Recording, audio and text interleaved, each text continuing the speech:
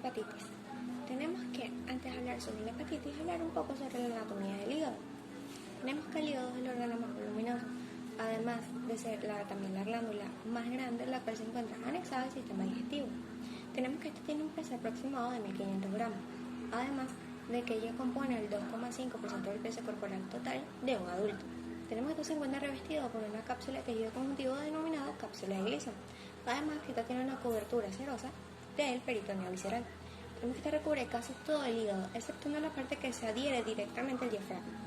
Tenemos que su irrigación tiene un componente doble, la cual viene dado por un componente venoso de la vena porta y un componente arterial de la arteria hepática. Tenemos que este es un órgano un poco singular porque esta tiene su irrigación principal de la vena porta, la cual ella compone el 75% de la irrigación del hígado. Por ser un componente venoso, tenemos que esto tiene poca concentración de oxígeno, pero además también contiene sustancias nutritivas y materiales tóxicos absorbidos en el intestino, eritrocitos y productos de degradación de los eritrocitos provenientes del vaso, además de secreciones endocrinas del páncreas. Y la arteria hepática compone el 25% restante de la irrigación del hígado, el cual esto sí compone de una gran tasa de oxigenación. Ahora podemos hablar sobre la hepatitis. Tenemos que esto no es más que un proceso inflamatorio caracterizado por, tanto clínica y histológicamente, por la necrosis hepatocelular difusa, que esta también se le puede entender como manchas que se encuentran en todos los lóbulos del hígado. Tenemos que esta tiene una etiología o etiologías principales, las cuales son por infecciones del virus tipo A y B, el alcohol y la ingesta de medicamentos. Otras etiologías un tanto raras podrían ser la mononucleosis infecciosa, la fiebre amarilla, inclusive la leptospira.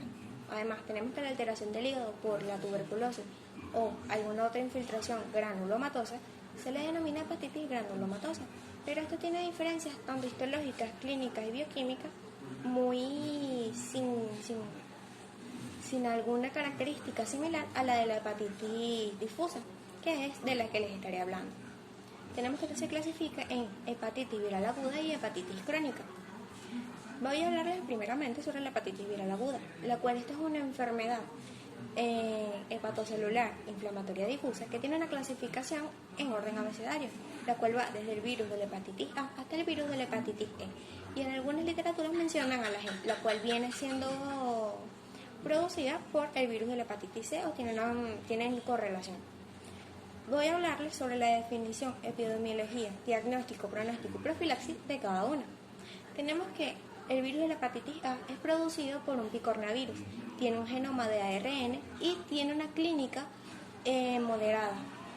Su epidemiología es que ya tiene su principal sistema de transmisión por vía fecal oral, pero no se descartan o no se dejan de lado las transmisiones por transfusión o inclusive las secreciones. Además tenemos que las epidemias son comunes por contaminación de agua y comida, pero un poco esporádico es la infección de persona a persona. Diagnóstico. Tenemos que esto se determina por una detección de la inmunoglobulina M del anti-HAV, aunque también tenemos que este se puede encontrar en un estado covalente o convaleciente e inclusive inactivo, y esto se realiza en suero. Su pronóstico, tenemos que esto tiene un resultado, se resuelve de manera espontánea en un periodo de 6 a 12 semanas. También esto no suele dejar ninguna secuela, pero sí puede haber un porcentaje de personas a las cuales tengan una o dos recurrencias, tanto serológicas como clínicas. Y en esta no existe el estado del portador. Su profilaxis. Tenemos que estos se agrupan en dos segmentos, los cuales son después de la exposición y antes de la misma. Después de la exposición debe administrarse inmunoglobulina de la hepatitis A 0,02 mililitros por kilogramo vía intramuscular, la cual esta se le administrará a las 2 semanas del contacto doméstico e institucional, no en contactos casuales de trabajo. Y antes de la exposición debe administrarse la vacuna de la hepatitis A, la cual se encuentra desactivada 1 mililitro. Esto también dependerá, la mitad de la dosis será en niños. Esto también dependerá tanto de la dosis que se realice como de la gradación que tenga la fórmula. Además, tenemos que esto se le realiza, debe realizarse de 6 a 12 meses, y esto se le realiza o se le administra a personas que tengan alguna cercanía con viajantes, los propios viajantes, militares y pacientes con hepatopatía crónica. Virus de la hepatitis B. Tenemos que esto viene dado o producido por un hepacitivirus o hepacnavirus, el cual tiene un genoma de ADN y tiene una envoltura con propiedades un poco comunes. Tenemos que, a pesar de ser un virus con genoma de ADN, esto tiene una propiedad de codificación de la retotranscriptasa, la cual le permite su replicación por un intermediario de ARN. Tenemos que su epidemiología, ella viene dada por la transmisión vía percutánea, es decir, por la punción de alguna aguja, por transmisión a nivel de contacto sexual y vía perinatal. Tenemos que su diagnóstico se viene dado por lo que es la inmunoglobulina M, que es el diagnóstico antihepatitis B, o inclusive la detección en una prueba del antígeno de la hepatitis B, el cual esto se realiza en suero y tiene a resaltar debido a que ellos se secretan en sangre cuando se encuentran en un estado de replicación. Su profilaxis, al igual que la hepatitis A, tenemos que ella tiene una recuperación o tienden a ser diferentes después de su exposición y antes de la exposición. Después de la misma tenemos que debe administrarse inmunoglobulina a 0.06 mililitros por kilogramo vía intramuscular justo al momento de ser punzado por alguna aguja y a los 14 días luego de haber tenido relaciones sexuales. Vía perinatal debe administrarse 0.0 mililitros en el muslo y esto debe tener, además de ser justo en el momento de nacer, luego de las 12 horas debe seguirse una serie de vacunas. Tenemos que antes de la misma debe administrarse la vacuna de la hepatitis B, la cual se encuentra recombinada vía intramuscular, la cual se aplica justo en el muslo y no en el glúteo, y en un grupo de personas de alto riesgo como lo son los trabajadores de salud, las personas que poseen diversas parejas sexuales, además de que debe ser también administradas a las personas que se encuentran en hemodiálisis. Virus de la hepatitis C. Tenemos que esto es un poco singular, ya que es el único representante del hepacicivirus que se encuentra correlacionado con la familia del Flaviviridae. Tenemos que ella tiene un genoma de ARN y tiene más de 9.000 nucleótidos que son similares a los del virus de la fiebre amarilla y del dengue. Y esta tiene un periodo de 7 a 8 semanas de incubación. Tenemos que su epidemiología, ella se transmite a un 90% por transfusiones de sangre y el 50% de los casos notificables son por las personas que tienden a ingerir fármacos vía intravenosa. Su diagnóstico, tenemos que esto se diagnostica por el anti-HCV y su profilaxis debemos primero excluir a las personas o donadores de sangre los cuales se encuentran remunerados. Debemos hacerle una prueba del anti-HCV a las personas que ya han donado sangre, inclusive también a la propia sangre ya donada, y debemos hacerle esta misma prueba a las personas que presenten los valores de alanina aminotransferasa un poco anormales o con un valor un tanto no tan perceptible, debido a que el 30% de estas personas presentan un valor normal, positivo, falso. Virus de la hepatitis B, o también denominado agente delta. Tenemos que esto tiene un genoma de ARN, pero esto se refleja o se ve su aparición luego de haber una previa infección por el virus de la hepatitis B.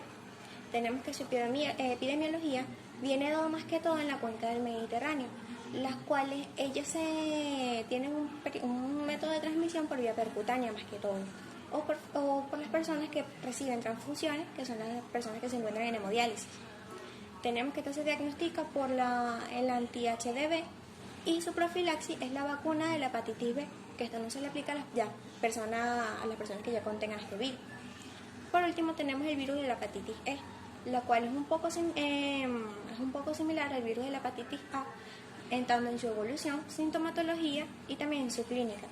Aunque ella tiende a ser un poco aguda, tenemos que ella también se transmite a nivel fecal oral, pero esto tiene una tasa de mortalidad un poco más alta del 10 al 20% en las mujeres embarazadas.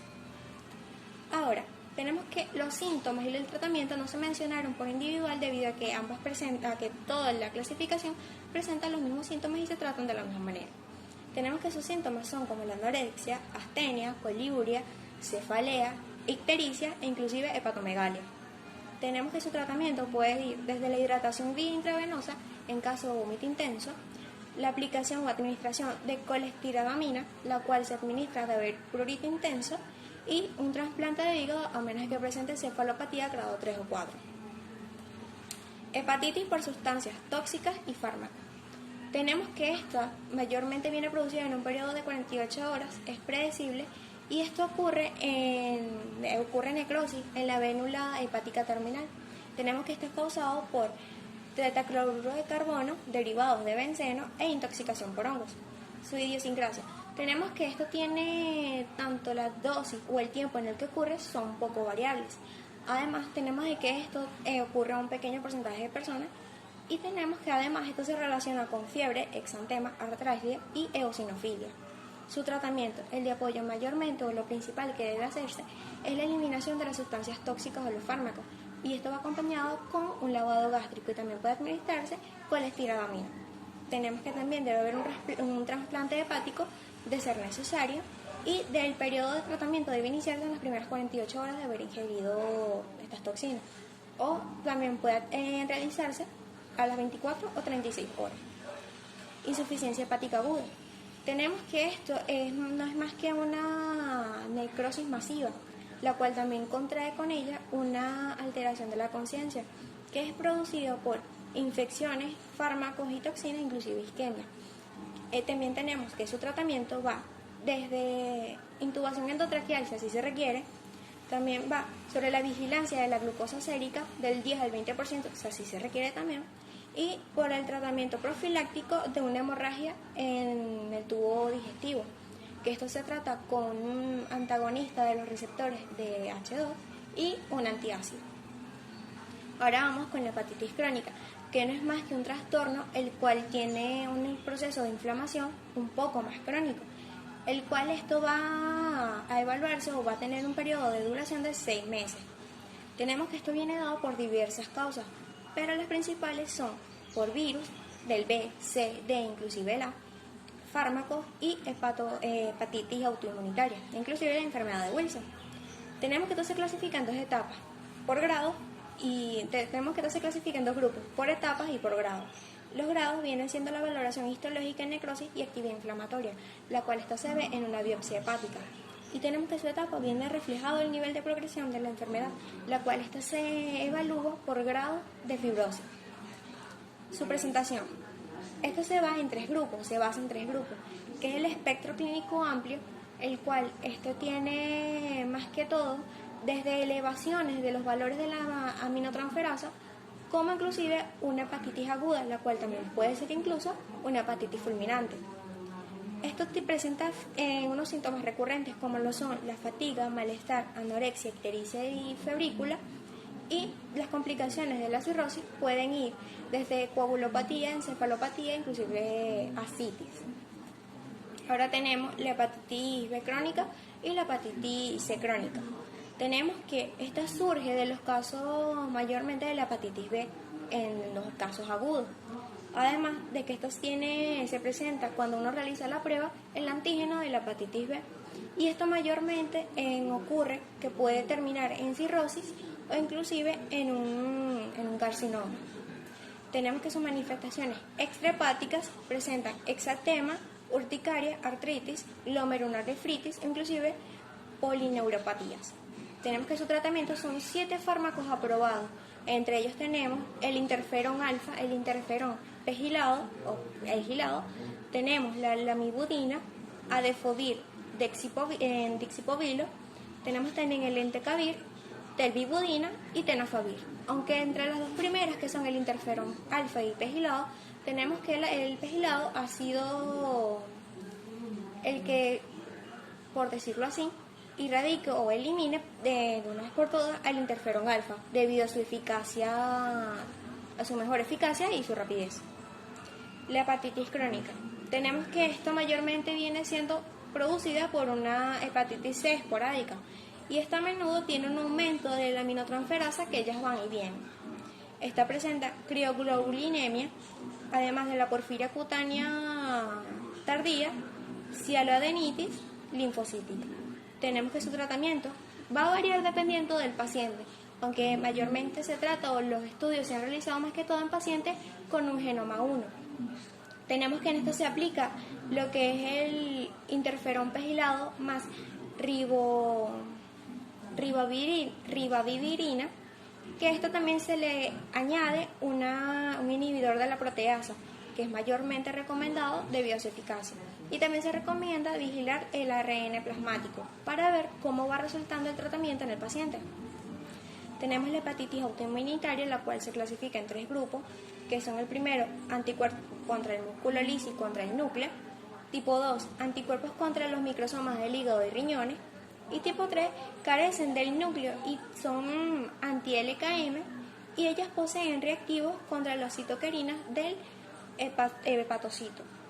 Sus manifestaciones clínicas son: del tipo 1, ocurre en el 80% de las mujeres; el inicio súbito del 33% de los casos; y el inicio gradual, que va en un 66%, va en una ictericia progresiva, hepatomegalia, inclusive amenorrea y anorexia.